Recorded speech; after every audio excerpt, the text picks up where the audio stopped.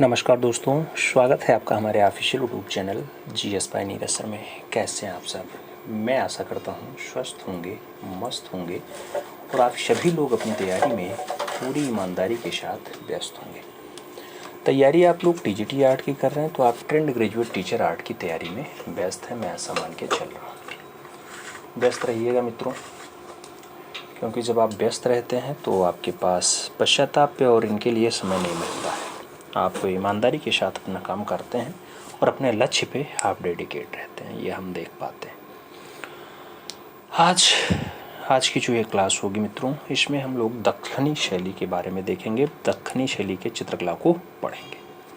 आज डेट क्या है? आज डेट आप सब जानते हैं कि 10 जुलाई है और 10 जुलाई को एक बहुत अच्छी न्यूज़ आई है कि यूपी में जो लेखपाल भर्ती फंसी हुई थी, सुप्रीम कोर्ट में मामला चल रहा था, वो स्टे हट गया है और आज उनको ज्वाइनिंग लेटर मिला। तो जिन लोगों के घर आज नौकरी आई है, जिनके भाई बहन या हित मित्र नातेदार सेलेक्ट हुए हैं, उन सभी को हमारी तरफ से विशेष शुभकामनाएं और सभी सिलेक्शन पाने वाले बंधुओं को भी विशेष शुभकामनाएं कि वो अपना काम ईमानदारी के साथ करें, अपने परिवार को और अच्छी शिक्षा देने का प्रयास करें और अच्छा मार्गदर्शन देने का प्रयास करें और अपना आने वाला समय और बेहतर बनाएं, लेकिन ईमानदारी के साथ काम करें, बस हम ये चाहेंगे। तो उन सभी को विशेष शुभकामनाएं।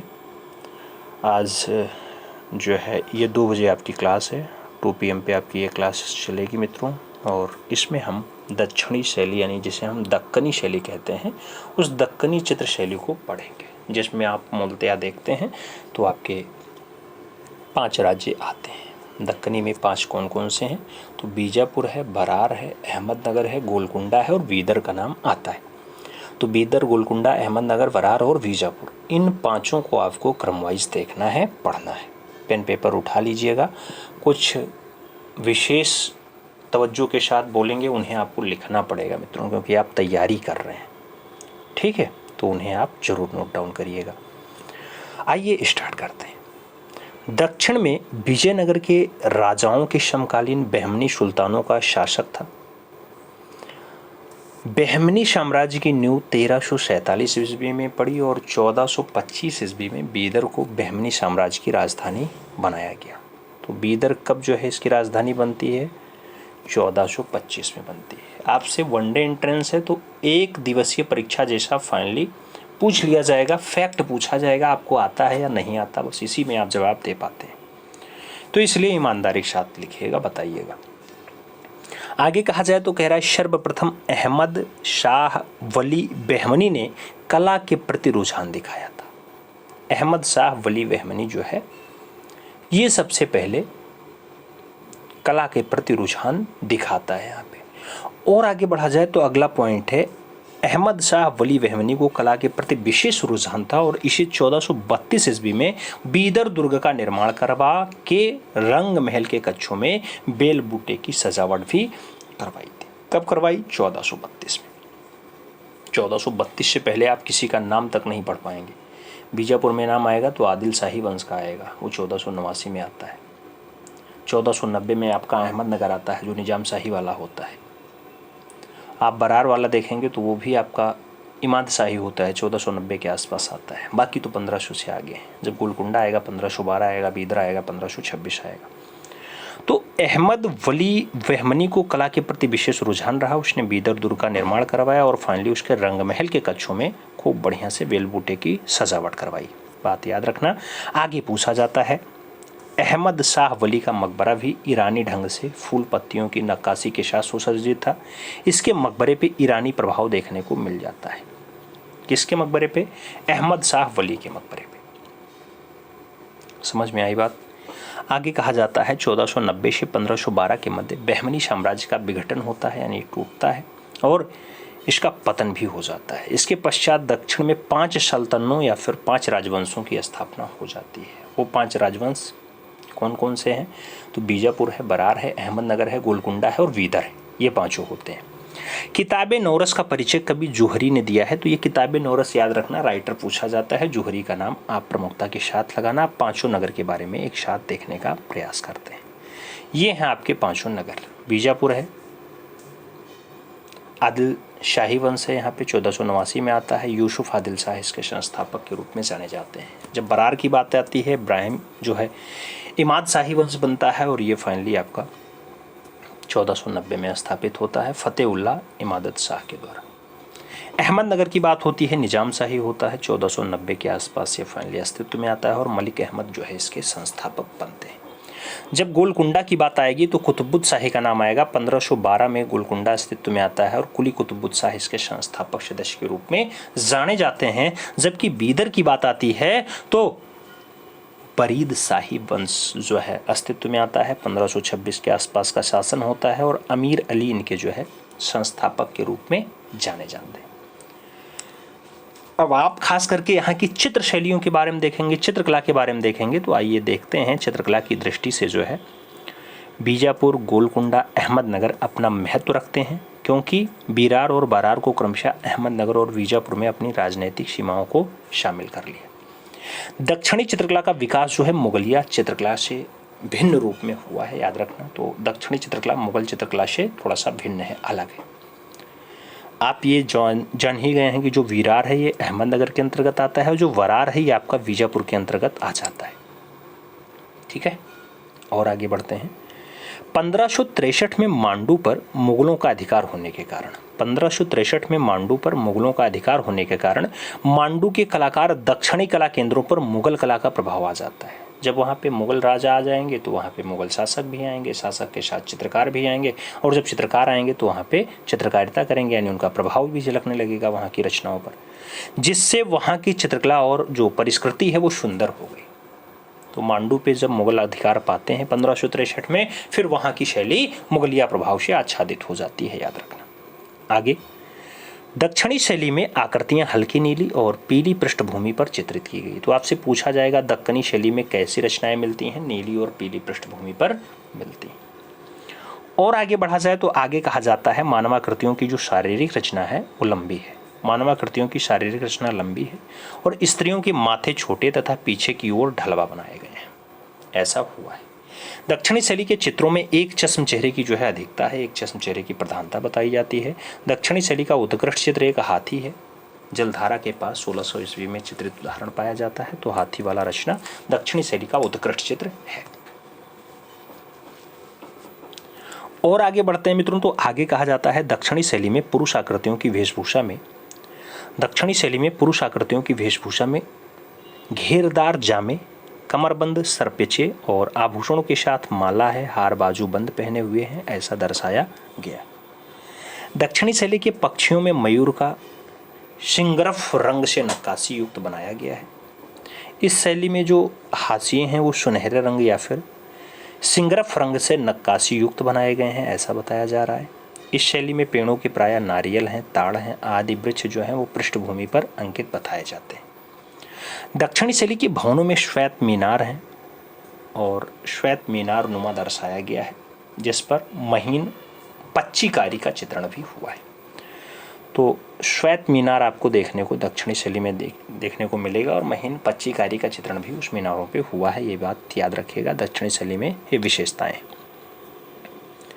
दक्षिणी शैली में रंग बिरंगे बादल, अग्रभाग में जो पुष्पित क्यारियां हैं, शोभा यात्रा हैं, इनके दृश्य देखने को मिल जाते हैं। तो ये सब दक्षिणी शैली की विशेषताओं में नाम आ जाता है।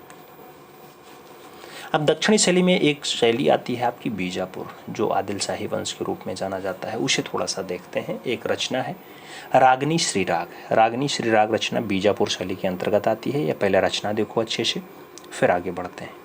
देखा आपने? अब आगे बढ़ते हैं, बात करते हैं इसकी। तो बीजापुर में आदिल शाही वंश जो है कला प्रेमी शासक हुए। बीजापुर में आदिल शाही सल्तनत का प्रथम संस्थापक यूसुफ आदिल शाह था तथा वह बहुत ही कला प्रेमी शासक रहा है। यूसुफ आदिल शाह 1489 में फाइनली ये वंश अस्तित्व में आता है। इसके समय में ईरान तथा तुर्की से प्रख्यात साहित्यकार साथ के साथ कलाकार को आमंत्रित किया और दक्षिण की चित्रकला में साहित्य के साथ साथ चित्रकला को विकसित करने का काम इसी का रहा। किसका रहा मित्रों? नाम यूसुफ आदिल शाह होता है। और आगे बढ़ोगे तो आगे कहा जाता है अली आदिल शाह प्रथम की कला का महान आश्रयदाता रहा। क्या? अली आदिल शाह प्रथम के नाम से जाना जाता है और ये कला का महान आश्रयदाता रहा, यानी कलाकारों को अपने पास रखने का प्रयास किया, कलाकारों को बचाने का काम किया, कला को एक ऊंचाई तक ले जाने में अपना योगदान दिया। बीजापुर शैली मुगलिया तकनीकी के साथ जो है प्रभावित है, तो सम्मेलन द्वारा प्रभावित हो जाती है। अली आदिल शाह प्रथम की बेगम है यानी पत्नी है चांद सुल्ताना। ये कला पारखी, विदुषी और चित्र करती रही हैं, याद रखना है। तो इनका नाम पूछा जा सकता है। चांद सुल्ताना किसकी पत्नी है? तो अली आदिल शाह प्रथम की पत्नी है। अली आदिल शाह प्रथम की पत्नी है, चांद सुल्ताना नाम होता है, और ये एक पारखी विदुषी हैं, उसके साथ चित्र करती भी रही हैं, यानी चित्र रचना भी पढ़ाती रही हैं। और आगे बढ़ोगे मित्रों, तो आगे कहा जाता है अली आदिल शाह प्रथम के राज्यकाल में, अली आदिल शाह प्रथम के राज्यकाल में 1570 ईस्वी में चित्रित ग्रंथ है नुजूम अल उलूम लिखा गया। क्या लिखा गया? नुजूल उल उलूम लिखा गया, चित्रित ग्रंथ है 1570 में। और यह ग्रंथ खगोल विद्या पे आधारित है। इस ग्रंथ में 876 चित्र और 140 कितने 140 नक्शे और उसके साथ तालिकाएं हैं। आपसे पूछा जाएगा नुजूल उल उलूम में कुल कितने चित्र हैं, तो 876 याद रखना पड़ेगा। पूछा जाएगा नुजूल उल उलूम में कितने नक्शे रखे हुए हैं या तालिकाएं रखी हुई हैं, तो 140 का नाम आपको लगाना पड़ेगा। ये पूछा जाएगा नुजूल उल उलूम किसके शासनकाल में या किसके राज्यकाल में फाइनली लिखा गया या चित्रित हुआ, तो अली आदिल शाह प्रथम का नाम आपको याद रखना होगा। ये बीजापुर के राजा होते हैं। आगे बढ़ें, बीजापुर शैली मुगलिया शैली से सर्वाधिक प्रभावित थी, याद रखना है। अली आदिल शाह प्रथम के भतीजे हैं इब्राहिम आदिल शाह द्वितीय। इनके समय में बीजापुर शैली को अधिक उन्नति प्राप्त हुई, यानी शीर्ष पे चलती है। किसके टाइम पे? उनके भतीजे होते हैं इब्राहिम आदिल शाह द्वितीय, उनके टाइम पे। और आगे बढ़ा जाए मित्रों, तो आगे कहा जाता है जहांगीर के समय में फारूक बेग, क्या जहांगीर मुगलिया वंश का शासक है, उसके काल में फारूक बेग नामक चित्रकार बीजापुर आया था। इसने इब्राहिम आदिल शाह का शबीह बनाया था। किसका? इब्राहिम आदिल शाह, जो उनका भतीजा था उसका शबीह बनाया था। ठीक है, अली आदिल शाह प्रथम का भतीजा है ना इब्राहिम आदिल शाह, जिसके काल में चित्रकला शीर्ष पे जाती है। तो उनका शबीह कौन बनाया था? फारूक बेग बनाया था। किसके काल का चितेरा है? जहांगीर के काल का चितेरा है, याद रखना। नुजूम उल उलूम ग्रंथ वर्तमान में चेस्टर बेटी संग्रहालय डबलिन में रखा हुआ है, याद रखना। नुजूल उल उलूम वही है जिसमें हमने अभी आपसे कहा था कि 876 चित्र हैं, 140 नक्शे हैं। कहाँ पे रखा हुआ है? चेस्टर बेटी संग्रहालय डबलिन में संग्रहित है। इब्राहिम आदिल शाह ने नौरस नामक पुस्तक लिखी। आपसे पूछा जाएगा नौरस के रचयिता कौन है, नौरस के लेखक कौन है, तो इब्राहिम आदिल शाह का नाम आपको लगाना पड़ेगा, नाम बताना पड़ेगा। और आगे बढ़ा जाए तो बीजापुर शैली में बने चित्र जो है वो सघन वन में खड़ी स्त्री, सघन वन में खड़ी स्त्री है, हाथियों की लड़ाई है। ये चित्र आपका भारतीय इतिहास शोधक मंडल पूना में रखा हुआ है, आप देख सकते हैं। और रचना बहुत अच्छी है, बहुत ही अच्छी है।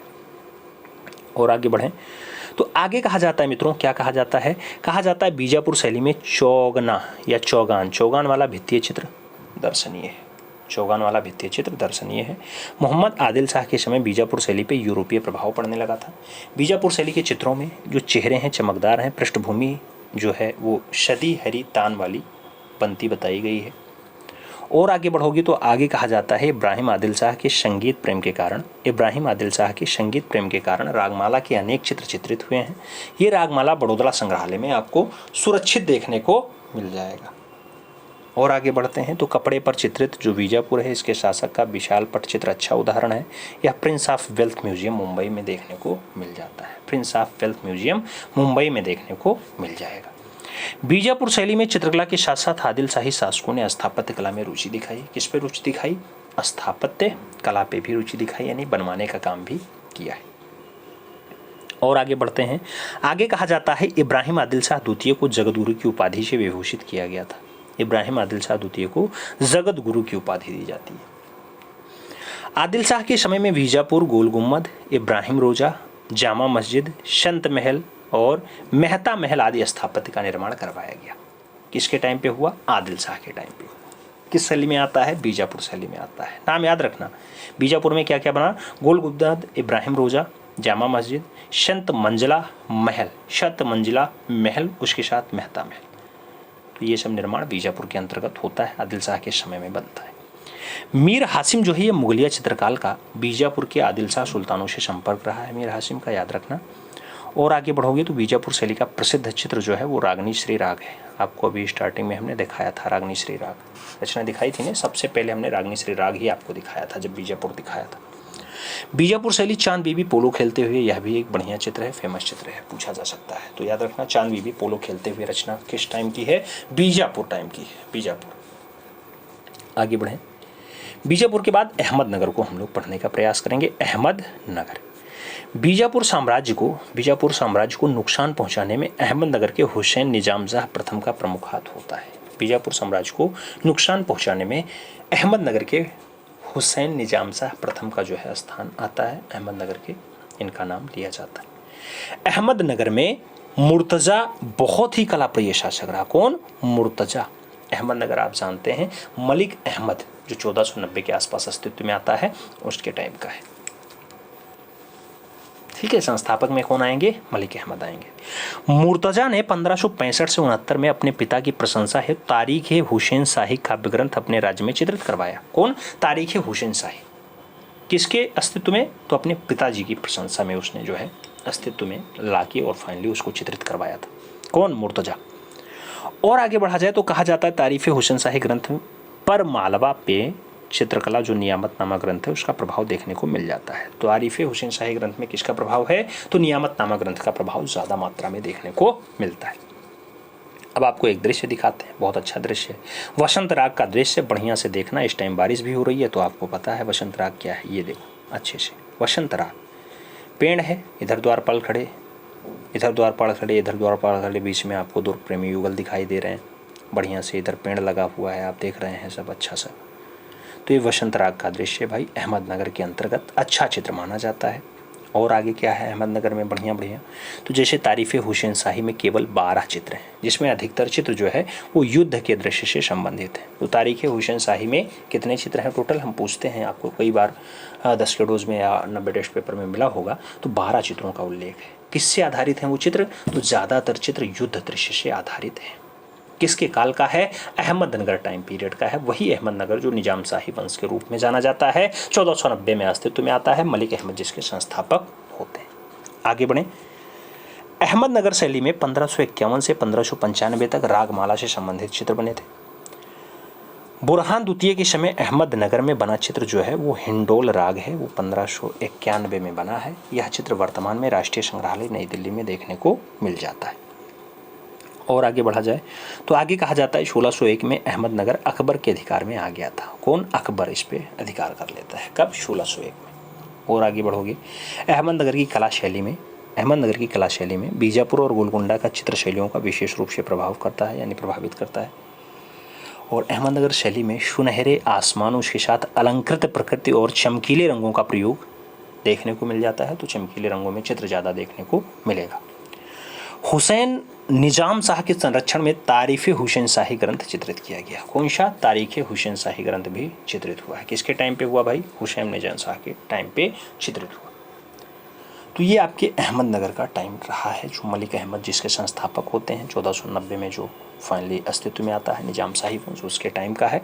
और आप ये तो जान ही गए कि तारीफ हुसैन शाही में कितने चित्र हैं? 12। किससे संबंधित हैं? युद्ध दृश्य। ऐसे आपने अभी आगे देखा था कि नुजुमुल उलूम में कितने चित्र हैं? तो आपने कहा था कि 876 चित्र हैं। और कितने नक्शे हैं? 140 नक्शे। दोनों समझ में आए? आगे बढ़ेंगे, गोलकुंडा पढ़ेंगे। गोलकुंडा की अगर बात करते हैं मित्रों तो आपसे कह रहा है मसूलीपट्टनम बंदरगाह गोलकुंडा का प्रसिद्ध बंदरगाह है। गोलकुंडा का संस्थापक इब्राहिम कुतुबुद्दीन होता है। कौन होता है? इब्राहिम कुतुबुद्दीन गोलकुंडा का संस्थापक होता है। कुली कुतुबुद्दीन आप जानते हैं कुतुबुद्दीन वंश में आते हैं, 1512 के आसपास अस्तित्व में आता है। गोलकुंडा का कला और संस्कृति का उन्नायक शासक मोहम्मद कुली कुतुबुद्दीन रहा है। ये कुली कुतुबुद्दीन कब काम करता है? तो आप जानते हैं 1512 में अस्तित्व में आता है। आगे बढ़ेंगे मित्रों, आगे देखेंगे रचनाएं बहुत अच्छी हैं। रचनाओं को जब आप ढूंढना पसंद करेंगे, देखना पसंद करेंगे तो समझ में आएगा। रागनी मधु माधवी, ये रचना है रागनी मधु माधवी। देख लो अच्छे से देख लो। रागनी मधु माधवी ये रचना है भाई। वृक्षों से आच्छादित है, चारों ओर से पुष्प हैं, कलिकाएं हैं, बीच में एक रागनी बैठी हुई है। आपको ये देखने को मिल रहा होगा, सुंदर युवती। यही रचना आपकी रागनी मधु माधवी है। गोलकुंडा शैली की अच्छी रचना बताई जाती है। आगे बढ़ा जाए, इसके बारे में देखा जाए तो आगे कहा जाता है कि मोहम्मद कुली कुतुबुद्दीन ने अपनी बेगम भागमती के सम्मान में 1589 में हैदराबाद को नई राजधानी बनाया था। किसके सम्मान में? भागमती के सम्मान में। राजधानी क्या बनती है? हैदराबाद बनता है। कौन बनाता है? मोहम्मद कुली कुतुबुद्दीन बनाते हैं। मोहम्मद कुली कुतुबुद्दीन 1591 में हैदराबाद के चार मीनार का निर्माण करवा देते हैं। चार मीनार कब बनता है? 1591, जिसे विजय द्वार के रूप में बनवाया जाता है। किसके रूप में? विजय द्वार के रूप में उसे बनवाने का काम करते हैं। और आगे बढ़ो तो आगे कहा जाता है गोलकुंडा में बना एक चित्र है मैना और नारी। भाई रचना पूछी जाएगी आपसे। मैना और नारी का चित्र है जो चेस्टर बेटी संग्रहालय डबलिन में रखा हुआ है। किस टाइम पीरियड का है? तो आपको कहना पड़ेगा गोलकुंडा जो है गोलकुंडा टाइम पीरियड का है। दक्षिणी शैली में 5 नाम आते हैं, बीदर, बरार, अहमदनगर, गोलकुंडा, बीदार। आपसे पूछा जाता है उसमें से कौन सी रचना मैना और नारी के लिए जानी जाएगी या किस शैली में आएगा, तो आपको गोलकुंडा याद रखना पड़ेगा, कुतुबशाही वंश का, कुली कुतुब शाह वाला गोलकुंडा। ठीक है, तो ये मैना और नारी वाली रचना कहाँ की है? गोलकुंडा की है, डबलिन संग्रहालय में रखी हुई है, याद रखना है। आगे बात करेंगे, आगे क्या मिलेगा आपको। आगे कह रहा है गोलकुंडा, गोलकुंडा में नृत्यांगनाओं और पाशवानों के चित्र बड़ी मात्रा में मिले। तो गोलकुंडा में कैसे चित्र मिले आपसे? पाशवान के चित्र में, नृत्यांगनाओं के चित्र ज़्यादा मिले हैं। अहमदनगर में कैसा चित्र मिला था? अहमदनगर में आपने कहा था कि सबसे ज़्यादा जो हमें चित्र देखने को मिले वो रागमाला से चित्र मिले, युद्ध संबंधी दृश्य खूब ज़्यादा देखने को मिले। तो ये अहमदनगर की विशेषता थी। गोलकुंडा कला के प्रारंभिक चित्रों की अगर बात करते हैं तो 1590 में चित्रित किया गया। 5 नृत्यांगनाओं का चित्र है, ब्रिटिश संग्रहालय लंदन में सुरक्षित है। 5 नृत्यांगनाएं पूछा जाएगा। 5 नृत्यांगनाओं का चित्र जो 1590 के आसपास बनता है वो कहाँ का है? तो आपको कहना पड़ेगा वो गोलकुंडा टाइम का है। गोलकुंडा कला का बढ़िया चित्र है, प्रारंभिक चित्र है। आगे बढ़ें, आगे कहा जाता है मोहम्मद कुतुबुद्दीन शाह के राज्यकाल में अनेक व्यक्ति चित्र और उसके साथ दरबारी चित्रों का निर्माण भी हुआ है। किसके टाइम पे? मोहम्मद कुतुबुद्दीन शाह के टाइम पे। और आगे बढ़ें, आगे कहा जाता है मित्रों कि 1610 से 1620 के मध्य जो है गोलकुंडा में दीवान ए हाफिज की सचित्र पोथी चित्रित की गई। दीवान ए हाफिज की सचित्र पोथी जो है चित्रित की गई, ये गोलकुंडा में ही चित्रित होती है और 1610 से 1620 के मध्य चित्रित की जाती है। आगे बढ़ें, आगे कहा जाता है विजयनगर की पराजय में सर्वाधिक जो लाभ होता है वो गोलकुंडा शैली को ही होता है। तो विजयनगर अगर पराजित होता है मित्रों तो उसमें सबसे ज़्यादा गोलकुंडा शैली प्रभावित होती है, लाभ पाती है। विजयनगर वही हरिहर और बुक्का वाला, हरिहर राय और बुक्का राय वाला। ठीक है, आगे बढ़ते हैं। आगे कहा जाता है अबुल हसन तानाशाह के समय, अबुल हसन तानाशाह के समय चित्रित रागमाला के चित्रों में तेज चमकीले रंगों का प्रयोग किया गया। कैसे रंग? तेज चमकीले रंगों का प्रयोग हुआ है। गोलकुंडा से पटचित्र ईरानी और यूरोपियन देशों में भेजे जाते थे, ये भी याद रखना है। ईरानी और यूरोपियन देशों में गोलकुंडा से पटचित्र भेजे जाते रहे। और आगे बढ़ा जाए तो आगे कहा जाता है मित्रों, क्या कहा जाता है? मीर निज़ाम अली खां आसफ जहां द्वितीय के समय में तुजुक ए आसफी ग्रंथ लिखा जाता है जिसको चित्रित किया जाता है। तुजुक ए आसफी ग्रंथ लिखा जाता है जिसे चित्रित किया जाता है। किसके टाइम पे भाई होता है? तो ये मीर निज़ाम अली खां आसफ द्वितीय के समय में। और आगे बढ़ें तो आगे कहा जाता है हैदराबाद के चित्र में गोलकुंडा वाली चमकदार और रंग व्यवस्था का त्याग कर दिया गया था, ऐसा बताया जाता है हैदराबाद वाले चित्रों में। तो उम्मीद है कि ये सारी बातें आपकी समझ में आई होंगी। आप ये जान गए कि ताबे नौरस का परिचय कौन देता है? जोहरी देते हैं। आप ये जान गए कैसे 1490 से 1512 के मध्य बहमनी साम्राज्य जब विघटित होता है यानी टूटता है, उसके बाद दक्षिण में 5 सल्तनत आते हैं। बीजापुर आता है, बरार आता है, अहमदनगर आता है, गोलकुंडा आता है और वीदर आता है। कैसे इन 5 में से 3 की शैलियाँ ज़्यादा फेमस हो जाती हैं, 2 आपस में बढ़ जाते हैं। जो वीरार है अहमदनगर के अंतर्गत आता है, जो बरार आता है वो आपके बीजापुर के अंतर्गत आ जाता है। तो इस टाइप से आज आपने दक्षिणी चित्र शैली को पढ़ा है। हमें उम्मीद है कि यहाँ से आपको बहुत कुछ सीखने को मिला होगा।